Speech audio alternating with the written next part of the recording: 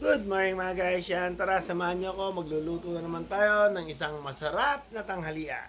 Tara guys. Woo! Yan, good morning mga guys. Yan.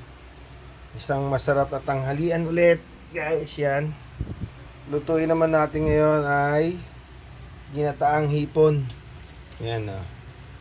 Siguro tong hipon na to, mga 1.5 kilo na hipon. Yan, ang dami niya no. Tapos yan, may gulay na tayo, kalabasa at saka sitaw. Yan, syempre yung gata. Yan, sibuyas, luya, paminta. Yan lang naman ang rekado niyan pag maggagata ka. Tara, umpisa na natin. Ayan guys, nilagay na natin yung luya at saka sibuyas sa gata. Yan. Medyo pakukuluin lang natin, lulutuin lang natin yung gata. Tsaka yung luya at sibuyas. Tsaka natin ilalagay na yung hipon. Ako kasi pag nagluluto niyan, hindi na ako naggigisa. Hindi ko siya ginigisa. Pinagsasabay-sabay ko na yan.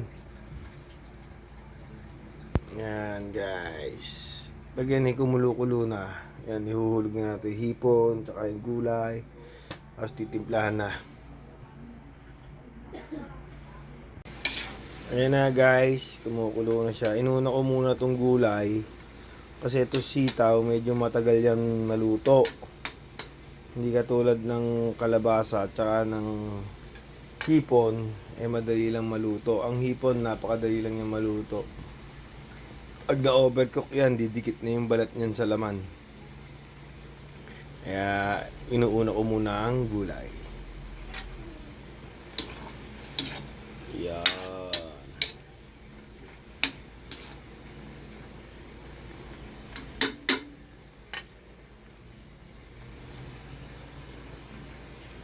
Pag kumulo-kulo na yan. Tapos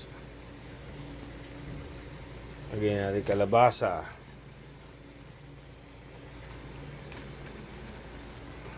Ano?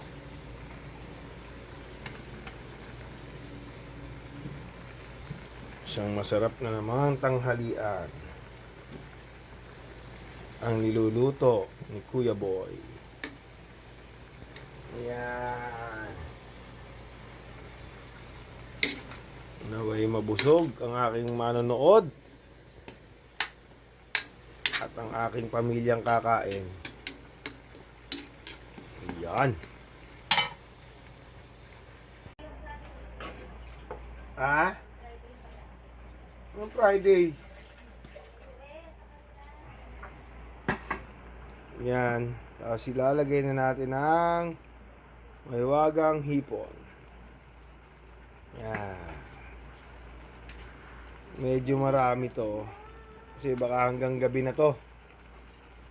Yan. Napakasarap yan. Oh. Dami.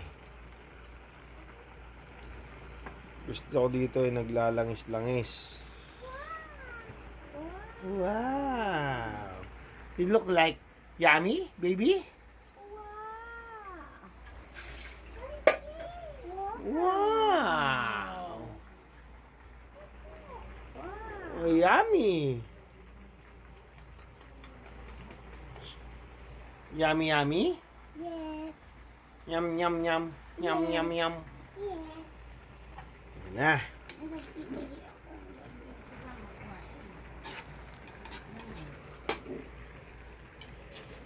In the middle of the night. Yan o. Isang masarap na tanghalian na naman. Yum, yum, yum. Lagyan natin ang paminta. Masarap yan, maraming paminta. Yo.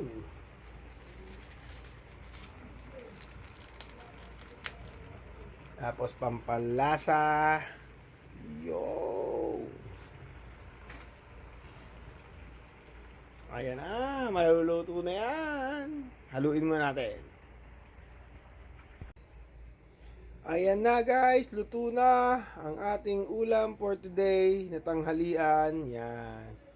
Isang masarap na tanghalian na naman ang mangyayari. Ayan. Thank you for watching. Sa lahat po na nanonood, maraming salamat. Yo, tara, kaon na!